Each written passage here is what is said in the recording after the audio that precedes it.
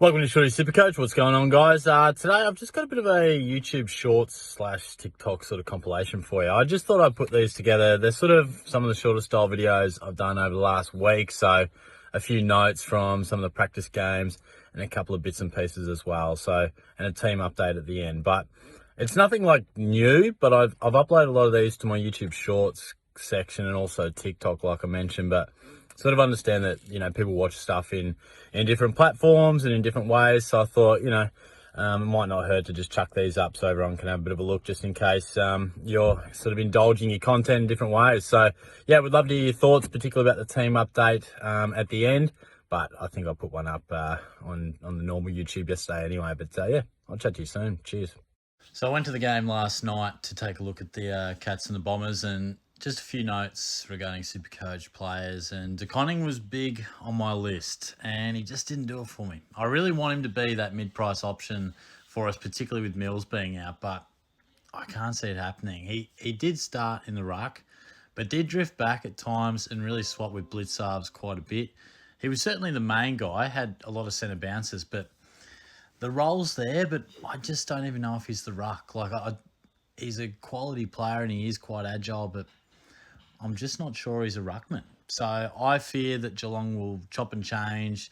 If there's a full forward or centre half forward that he needs to line up on, I think he will. And I think if Blitzarves is going well, they'll go with him. And if DeConning's going well, they'll go with him. And they might share it if they're up against a Gawn or a Cherry. So it worries me a lot. Didn't sell me at all. Sardis did, though. He was great. Probably not the most damaging game, but he found plenty of it and certainly looks a lock.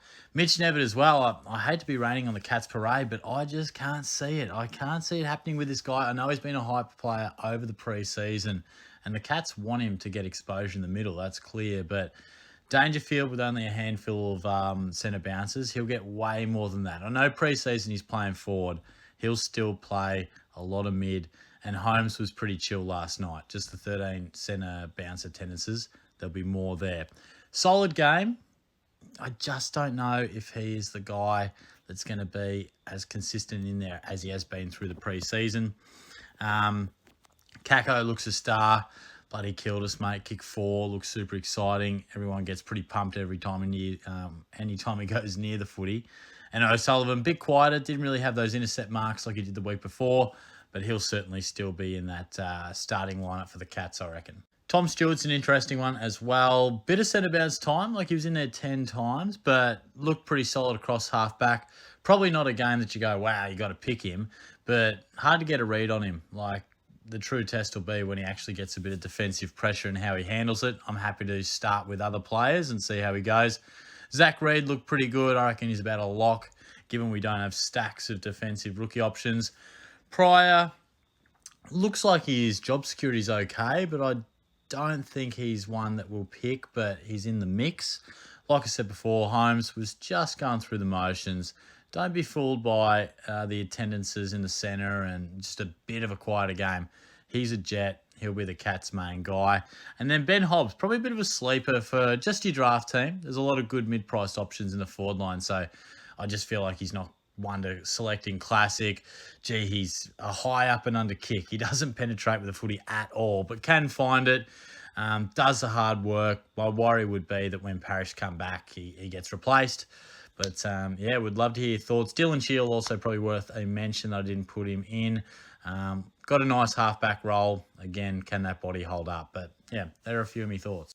Nick Daicos taking the absolute piss tonight. He had me absolutely worried a month or so ago. I put a line through him. As soon as that foot injury flared up, plantar fasciitis, whatever it is, I was like, nah, can't start him. There's no way he can sort of manage that through a full year.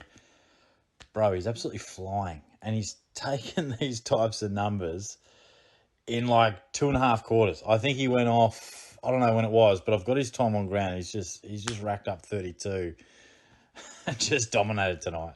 So yeah, there it is, 59% time on ground. And he's racked up 32, just dominated, and he just looks insane. So he's back in my team. I don't know. We've been back and forth on this team quite a bit. I'll have to do a team update soon, but I do love Daicos. He had me worried with the foot, but I do not want to be sitting there 6 weeks in being like, great, one of my boys, Nick Daicos, I love him. he's dominating, and I don't even have him. I do not want that. Also from this game, Jaden Short, unbelievable first half, 20 touches, but he only ended up with 25. I must admit, in the first half, smashed him into my team. What worries me about Short is that he hates a contested ball and he hates a tackle. 0 tackles, 2 contested possessions out of 25. Just worries me, particularly when Richmond are absolutely getting smacked, which they did in the second half in particular. And they just couldn't win the ball back to give it to him. He needs that handball receive and that short kick. So worries me. But Harry Perryman, 417k, definitely worth a look. 10 tackles, 10 kicks, 10 handballs, about 17 or 18 centre bounce attendances. Could be the answer to our Mills departure. He's about 50 or 60k more, but he looked really, really good. Definitely a fair few players to take a look at in the Adelaide and Brisbane game last night. So I wanted to sit down, take a few notes, and talk about a few of these players. So probably the first guy and the most relevant one is James Peatling. Mid-price fella. Don't know if he did enough. I thought he looked pretty good. Like, he's got a nice role inside mid. He's certainly a guy that loves the clearance, and I think Adelaide enjoy his toughness around the footy, but didn't quite get reflected in the numbers. So I just wonder, 350k, if it fits in with your structure and you like it, I think he'll definitely make you a bit of money, but I wouldn't say he's a must-have. So found it tough to place him, but he was okay. Levi Ashcroft was very impressive. Probably my main concern was, will he be a sub? Where will he actually land? Midfield, a flank, a wing? Honestly, he just looked too good to not be involved somehow. So probably no surprise. We expected class, and he's certainly all of that. Isaac Rankin, I just think you got to get him in. The fact that there's such a big difference in ownership between he and Horn Francis is disrespectful. This guy is a jet. He barely got out of second gear last night. He just moves around the ground beautifully, and he's playing that midfield role. Number 1 CBAs for the Crows midfielders. I reckon he's a lock.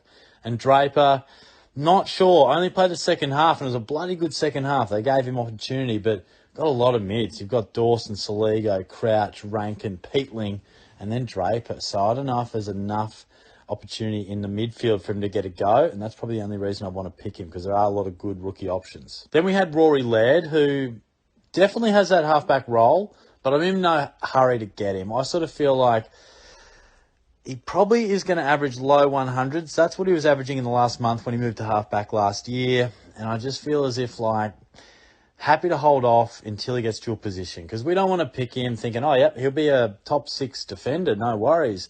Then Matty Crouch goes down with a hammy. They throw him back in the midfield, and all of a sudden you've got a mid who's averaging 104, and it's just a bit awkward, and he doesn't get dual position. So I'm happy to wait and see. Soligo just had to do more. If you're looking for someone at that price, it has to be Will Ashcroft, I reckon. And speaking of the man, probably from a numbers point of view, didn't, set the world on fire, but he copped a bit of a knock to the head. Probably, saw him just hold back a little bit, but oh, mate, I'm convinced. I love him. He's definitely starting in my team. I think he's going to go nuts. Obviously, he won a Norm Smith medal, so it's not really an outrageous statement, but I love him. And then we've got Jordan Dawson, who was probably best on ground, hit the scoreboard. I think anyone who is expecting him to take his average up that another 10 points to where he has been, probably that gave you a fair bit of confidence, which was nice. And just finally, these fellas, Isaac Cumming, solid role, played okay, looked okay, but not enough at that price. Better options, 100k south of him. And then Dan Curtin, again, just the 7 touches. Feel like there's better options in that forward rookie spot. Not really sure where his actual role is. But, let me know your thoughts. We've got practice games just about every day at the moment. And I don't know about you, but I'm chopping and changing my team just about every day. But these are 4 guys that I have brought into my side that I do feel is not just an overreaction to a pracky game, but I feel like they will actually start in my team. I've got 2 rookies to finish it off, but first up, we've bolstered our back line, which I feel is a bit light on for rookies and even trusted premiums. So I'm going a bit mid-price.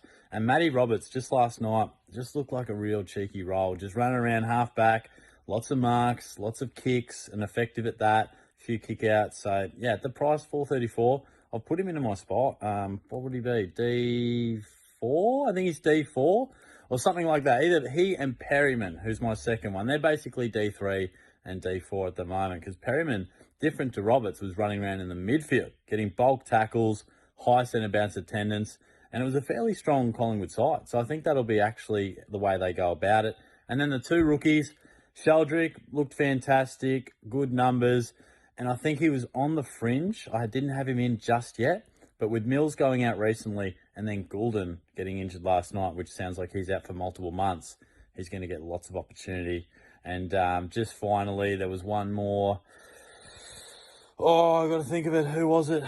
Levi Ashcroft. It's not exactly groundbreaking, is it? But he was a guy that I also thought, where does he fit into this Brisbane team? We know he's talented, but is he a sub-risk? He's had a shoulder injury through the pre-season, but no, he looked fantastic. He was one of the better players for the Lions against the Crows, and yeah, I think you've just got to have him. Probably the main watch for me out of this game was Matt Flynn, who I think I've got on the next page over. So we'll talk about him in a moment. But yeah, Harry Sheezel just dominated. He's quite simply a lock. He'll be our number one defender for sure. Bo Allen was maybe a slight concern. Thought he started okay, but didn't really find much of the footy at all. I reckon he's probably in their best team, but geez, he's got to be on the fringe and he's not going to score too well for us there. So maybe reassess. Cherry dominated. We'll talk about how it matched up with Flynn before, but yeah, he's certainly, if you're happy to pay the price, going to deliver some really nice scores as he did last year. And Tom Powell, just a quiet achiever, like just sort of racks it up, particularly that first half. Found a goal as well. I just reckon there's some better options. I've talked about Will Ashcroft, even Adam Chera around that price is looking really, really good. So I'm not looking at taking the risk for him there because we also have Oliver in that range too. And Colby McKercher, I just hate it. I hate it. I feel like there's better roles for him to play. They're clearly looking to use his outside ability and using his beautiful ball use and a bit of speed, which, look, could actually prove nice for North Melbourne perhaps, but I just reckon it's a bit of a gut feel because he is finding the footy, but the gut feel is it's going to be damaging and certainly inconsistent to his scoring. So I'm going to pass on Colby, but I bloody love the kid. Yeah, not sure if Harley Reid was fully invested in this one. Like, he did a few nice things and, tried to take the game on as he does, but I don't reckon Harley gets too excited about a game in Bunbury. I think he was just really just getting through it, but then again, I still haven't been red hot on him. I'm similar to Powell. I think there's better options in that price range. Matt Flynn was the one I really was interested to see, and he actually scored all right. He actually played okay. First quarter, he gave away 3 free kicks, and I'm thinking, Jesus, this guy's in all sorts here getting hammered.